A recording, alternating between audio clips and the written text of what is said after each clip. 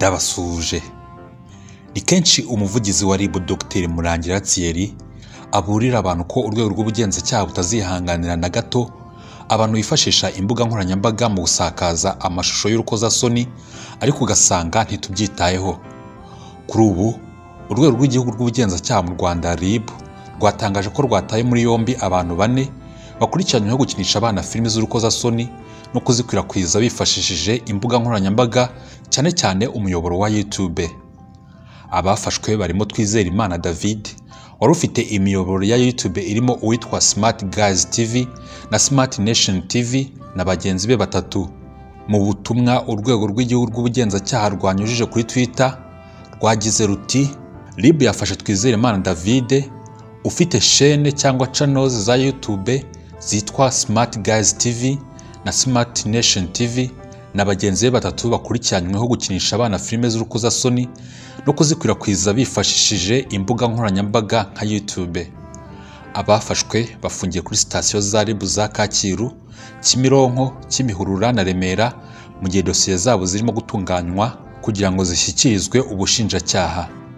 RIB ikomeza igira iti RIB ntizihanganira umuntu wese uzakoresha umwana ibikorwa by'urukozasoni n'ibindi bishora abana mu ngeso mbi zibangiriza ejo hazaza habo, yaba akoresha imbuga nkoranyambaga cyangwa ubundi buryo ubwo ari bwo bwose.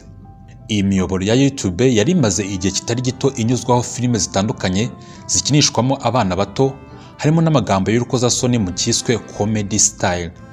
Muri izo filime hakunze kugaragaramo abana bigaragara ko bakiri bato bakinishwa bavuga amagambo bakanakora ibikorwa biganisha ku busambanyi.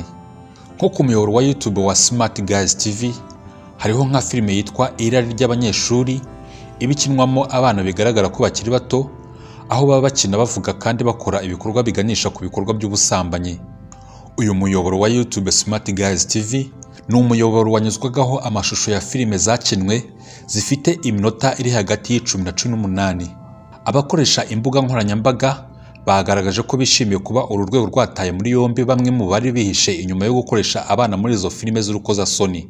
Bamwe bagaragaje ko ibi byari bikwiye kubaho kubera ko ibiganiro cyangwa filime zirimo urukozasoni zari zimaze kuba nyinshi ku miyoboro ya YouTube.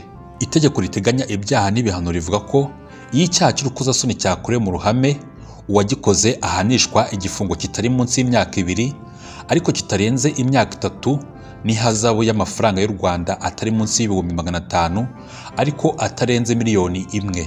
Ku rundi ruhande ariko itegeko ryerekeye gukumira no guhana ibyaha bikoreshejwe ikoranabuhanga mu ngingo ya 38 rivuga ko umuntu wese utangaza, wohereza cyangwa utuma hatangazwa ubutumwa ubwo ari bwo bwose bw'urukozasoni akoresheje mudasobwa cyangwa urusobe rwa mudasobwa abakoze icyaha.